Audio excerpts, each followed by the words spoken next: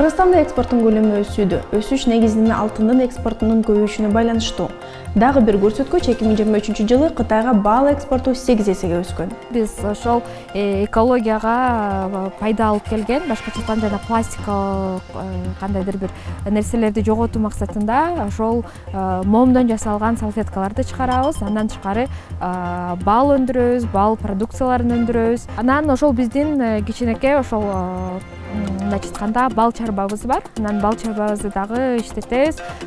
Андан тышкары ошол көбүн эсе ошо айымдарды бал арычылыкка окутуп үйрөтүп келебиз да. Анан биздин дагы ошол Ысык көл бал деген айым бал челекчилерден турган кооперативибиз бар. Ошондой эле өсүш көрсөтүп жаткан дагы бир тармак бул жеңил өнөр жай. Бул тармакта өткөн жылы экспорт боюнча дагы, жумуш орундары боюнча дагы өсүш катталган. Кыргызстандын жеткирүүчүлөрүнө биздин платформада Европага дүңүнөн сатуу мүмкүнчүлүк жаратууну кааладык. Биздин компания мурдатан эле Европада болгондуктан биздин агент ар кандай кардарларга жана кесиптештерге биздин өнүмдөрдү дайым көрсөтөт. Европалык кардарлар сурай башташты. Буюмдарды тиккен жерди издей башташты. Аларга Кыргызстандагы тигүүчүлөрдүн тигүү сапаты жана баасы жагат. Кыргызстандан жөнөтө аласыңарбы деп сурап калышат. Биз жергиликтүү өндүрүүчүлөр менен иштешүүнү чечтик. Биздин өндүрүүчүлөргө өз продукциясын Европада сатууга кандай жардам бере ала турганыбыздын негизин түзүү үчүн жергиликтүү өндүрүүчүлөр менен иштешүүнү чечтик. Алар европалык кардарлар үчүн кызыктуу болушу мүмкүн. Ал эми былтыр экспорт жаатындагы запкы тармактын бири балык өндүрүшү. Россия тараптын чектөөлөрүнүн айынан Кыргызстандын балыкчылары кыйынчылыктарга дуушар болду. Мурда жетишсиздик болуп, бул иш менен аз киши алектенчү. Токмокто 10 гана чарба болгон. Биз киреше таба баштаганда эле форель балыгын башка адамдар багып, сатууга аралаша башташты. Токмок кичинекей, баары бири-бирин тааныйт. Кызыккандар көп, көбүнчө жаштар. Жаштар абдан активдүү. Балыкчылардын бирикмеси ачылып, бизге да 49 жылга ижарага жер тилкелери бөлүнүп берилди. Биз бул ижарага алган жерлерди иштетип алдык. Көлмөлөрдү казышты, бассейндерди жасашты, шлюздарды жасашты. Инвестициялар чоң болгон жана пайда дароо келбейт. Бирок убакыттын өтүшү менен баары өз ордуна келет. Азыр баасы арзан, экспорт жок, сатууда көйгөйлөр бар. Көбүнчө жергиликтүү базарга чыгат. Бирок жергиликтүү базар анчалык керектебейт. Мендеги маалымат боюнча Бишкекке күнүнө 6-7 тоннага чейин барат. Экспорт негизинен Орусияга кеткен. Мындай болушун баарыбыз күткөнбүз. Быйыл Орусияда балыктын курамында тыюу салынган заттар, антибиотиктер табылгандыктан аны экспорттоого тыюу салынган. Капитал командасы ушул темаларга сереп салат. Биз менен болуңуз.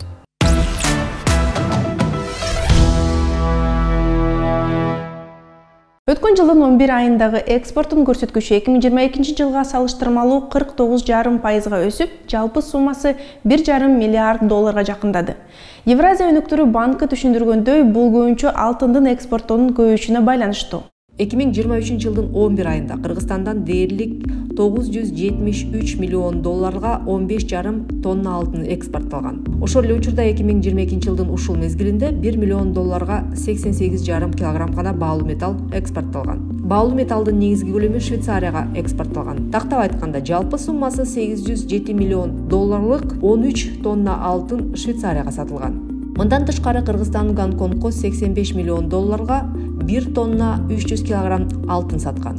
Бириккен Араб Эмираттарына 80 миллион долларга 1 тонна 290 килограмм баалуу металл жеткирген. Айтмакчы, 2022 жылдын 11 айында алтындын дээрлик баардык көлөмү Туркияга экспортталган болчу.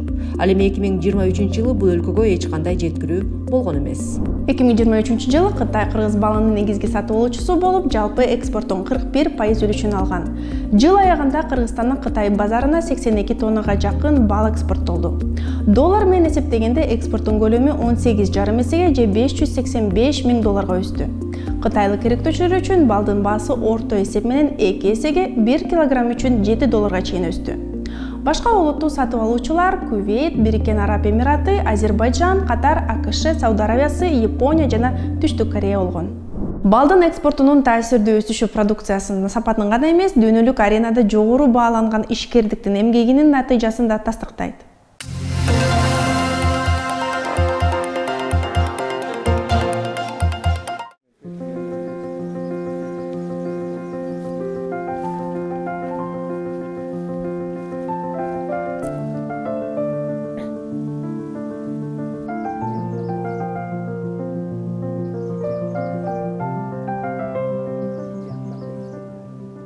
бал арычылыклар үчүн дүкөнүбүз бар. Анан балды ошол дүң сатып алып, ошол бир компания менен, экспорт кылчу компания менен иштешебиз. Андан тышкары ошол өзүбүз дагы Экоби деген брендибиз бар. Менин жаңы ачкан брендим, бул 1 жылдагы боло элек. Анан ал бренд аркылуу биз ошол экологияга пайда алып келген, башкача айтканда жана пластикалык кандайдыр бир нерселерди жоготуу максатында ошол момдон жасалган салфеткаларды чыгарабыз. Андан тышкары бал өндүрөбүз, бал продукцияларын өндүрөбүз. Анан ошол биздин кичинекей ошол мындайча айтканда бал чарбабыз бар. Анан бал чарбабызды дагы иштетебиз. Андан тышкары ошол көбүн эсе ошо айымдарды бал арычылыкка окутуп үйрөтүп келебиз да. Анан биздин дагы ошол Ысык көл бал деген айым бал челекчилерден турган кооперативибиз бар. Бизде көп ошондой окуулар жок. Анан биз ошого байланыштуу биздин кандайдыр бир ошо бал арычылыкка болгон салымыбыз болсун деп окуттук. Кызыгуулар бар. Быйыл биз 5 кишини окуттук. Мен мындайча айтканда бул жумуш мен өзүмдүн бала багуу учурунда баштаган жумушум болчу. Анан биринчи биз ошол өзүбүздүн үйдөгү эле кичинекей гаражда ушул бал арычылардын продукцияларын алып, аларды Бишкекке жөнөтүп, анан аларга кайра жанакындай жабдууларды алып келип, анан ошолор менен иштеп баштаганбыз. Анан бара-бара 12-нчи жыл болуп баратат ушул тармакта жүргөнүм. Анан быйыл болсо биз ошол өзүбүздүн жаңы брендибизди ачканга жетиштик да. Анан дагы биздин жетишкендиктер балким алдыда деп ойлойм. Бал челекчилик негизи кирешелүү, анан кирешесинен дагы мурун ошол бул айыл чарбасына, бүт тармагына таасир бере турган тармактардын бири. Анткени бул ошо бал арычылык не только ошо биз бал жейбиз деп продукту гана бербестен, ал айыл чарба өсүмдүктөрүн чаңдаштырууга жардам берет. Анан бул чаңдаштыруу ошол өзүнүн ошо бал берген продукцияларына караганда 70-80% кирешел бере алат да. Анткени биз ушул бак дарактарды кандайдыр бир чаңдаштыруу, арылар аркылуу чаңдаштырчу өсүмдүктөрдү өстүргөндө алардын түшүмдүрүүлүгү 70-80% жогорулайт. Анан биз ушул тармактан дагы мунун бал арычылыктын ошол таасири мындайча айтканда өтө баалуу деп айтсам болот да. Эгер гүлдөр жакшы гүлдөп, кандайдыр бир ошо үрөндөрү жакшы сапаттуу болсо, бул арылар чаңдаштыргандан болот.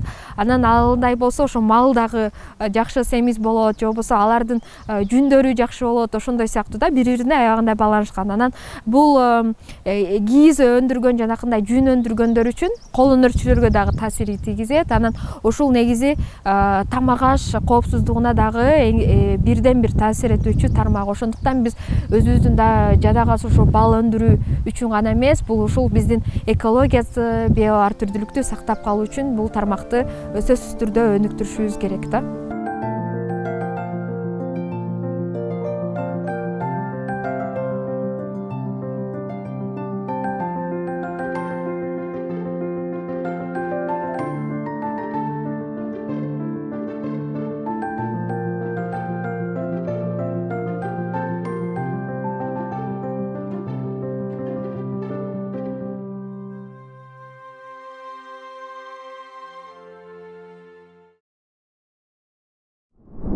Соңку жылдары Кыргызстанда балык өндүрүшү өнүп жатканы байкалган, бирок өткөн жылы бул тармак үчүн оор жылдан болду. 2023 жылдын 11 айында Кыргызстанда өндүрүлгөн балык жана балык азыктарынын 16% экспорттолгон.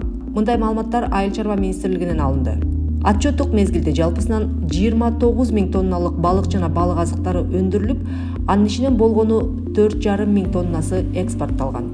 Эске сала кетсек, Россельхознадзор тыюу салганга чейин Орусияга балык жеткирип келген 10 кыргызстандык компаниянын ичинен азырынча 6 гана компания экспорттоону уланта алган. Калган ишканалар экспорттук мүмкүнчүлүгү чектелген.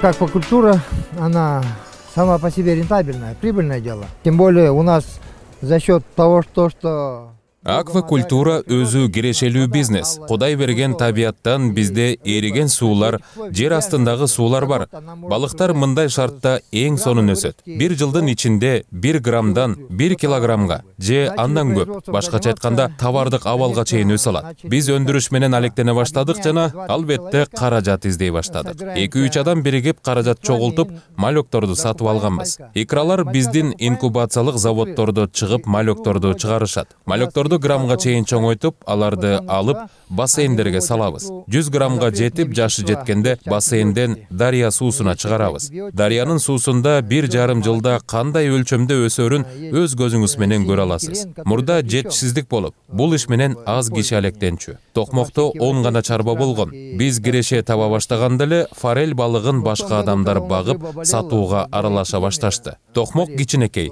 баары бири-бирин тааныйт. Кызыккандар көп, көбүнчө жаштар. Жаштар абдан активдүү. Балыкчылардын бирикмеси ачылып, бизге да 49 жылга ижарага жер тилкелери бөлүнүп берилди. Биз бул ижарага алган жерлерди иштетип алдык. Көлмөлөрдү казышты, бассейндерди жасашты, шлюздарды жасашты. Инвестициялар чоң болгон жана пайда дароо келбейт. Бирок убакыттын өтүшү менен баары өз ордуна келет. Азыр баасы арзан, экспорт жок, сатууда көйгөйлөр бар. Көбүнчө жергиликтүү базарга чыгат. Бирок жергиликтүү базар анчалык керектебейт. Мендеги маалымат боюнча Бишкекке күнүнө 6-7 тоннага чейин барат. Экспорт негизинен Орусияга кеткен. Мындай болушун баарыбыз күткөнбүз. Быйыл Орусияда балыктын курамында тыюу салынган заттар, антибиотиктер табылгандыктан аны экспорттоого тыюу салынган. Европанын бардык өлкөлөрүндө, анын ичинде Россияда колдонууга тыюу салынган жашыл малахит, метилен, көк сыяктуу антибиотиктер бар. Өткөн жылы балыктар ооруп калганда эпидемия, анёба гилинин эпидемиясы, дем алуу жолдору, желбиректер жабыркап калган. Балык абдан чоң жоготууга учурады.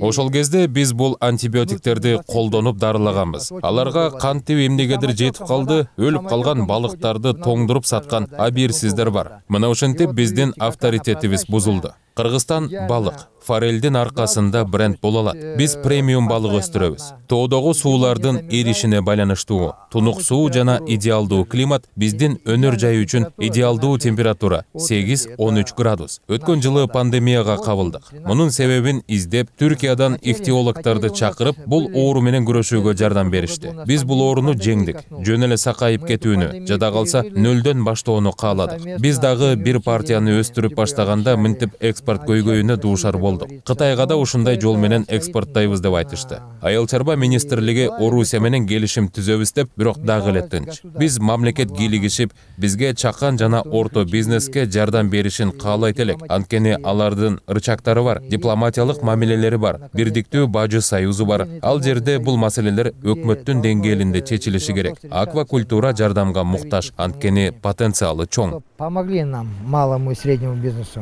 именно аквакультуре. Потенциал у него большой.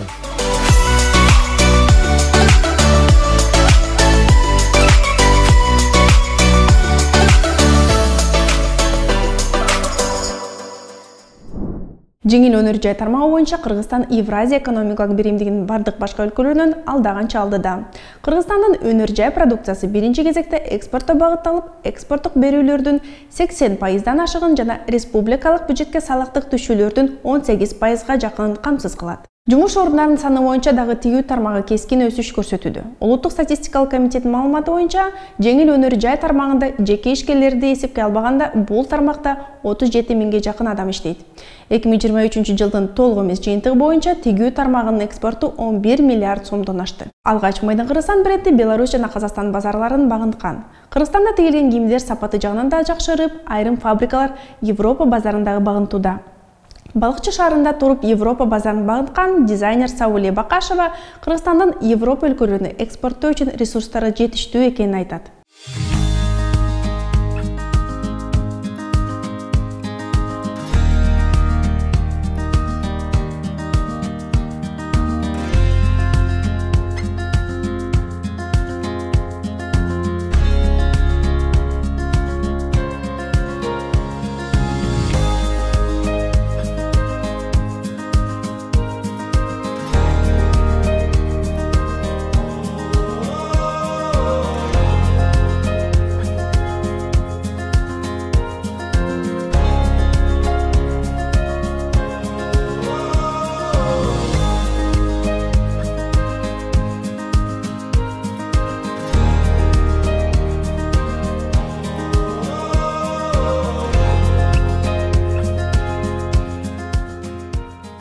нас семейный бизнес, нас 3 сестры.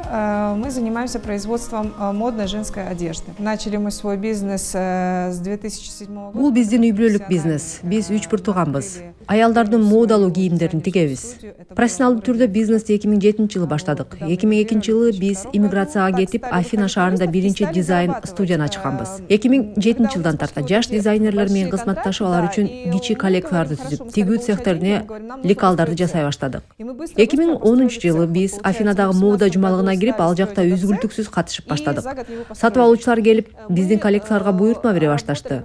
2015 жылы мен Кыргызстанга кайтып келдим. Эмне кылышыбыз керектигин ойлоно баштадым. Колубузда болгон буюм, кездемелерди алып келип, тез эле көргөзмөгө коллекция түзө баштадык. Тигүү цехтерин кыдырдык. Ошол кезде бизде такыр эч нерсе жок болуп, бир топ кыйын болду. Тигүүчү машина жок. Ошого карабастан коллекция жасап, Москвага алып барып, ал жактан шоурум менен келишим түздүм. Ошентип көргөзмөлөргө каттап, акча таба баштадык. Чоң келишимдер болгондо цех курдук. Биз балыкчыдагы мектеп, техникум менен кызматташабыз. Алардын окуучулары практикага келип жүрүштү. Кээ бирлери калышат, кээ бирлери бизде иштеп калышат. Биз көп аялдарды үйрөттүк. Аларга бекер окуу мүмкүнчүлүгүн бердик. Не сидела, и буквально через месяц или через 2 месяца она уже вообще вот строчила пиджаки, как у нее отскакивали от зубов.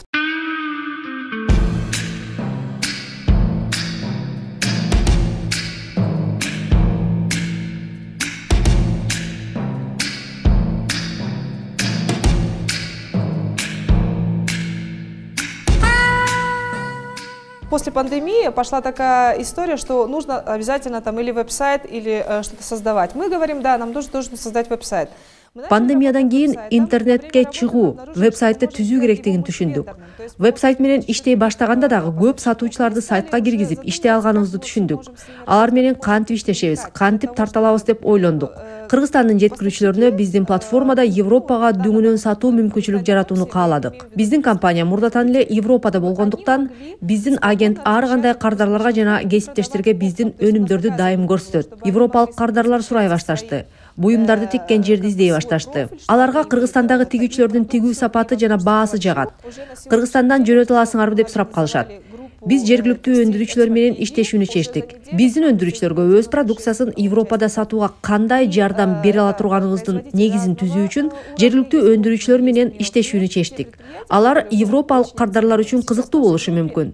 Өндүрүүчүлөргө Европада өз продукциясын кантип сатууга жардам бере ала турганыбыздын негизин түзүү керек болуп калды. Азыр биз текстиль экспорт кейжи тобун уюштурдук. Бир жуманын ичинде бизге 96 катышуучу кошулду жана булар ар кандай деңгээлдеги өндүрүүчүлөр.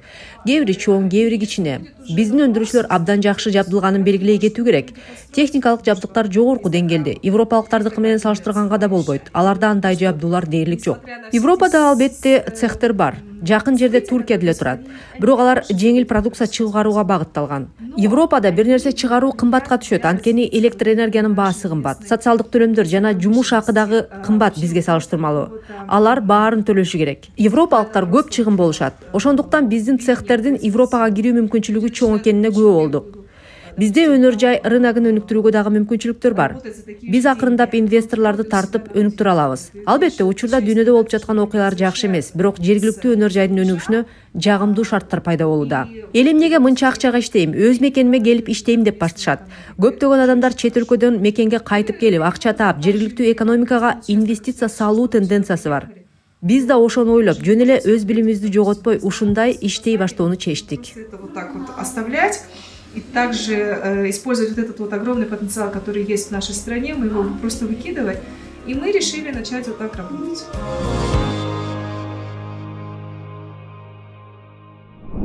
Бул Capital командасы даярдаган бизнес обзор болду. Дүйнөдө жана аймакта болуп жаткан экономикалык тренд, тенденцияларга биз менен көз салыңыз.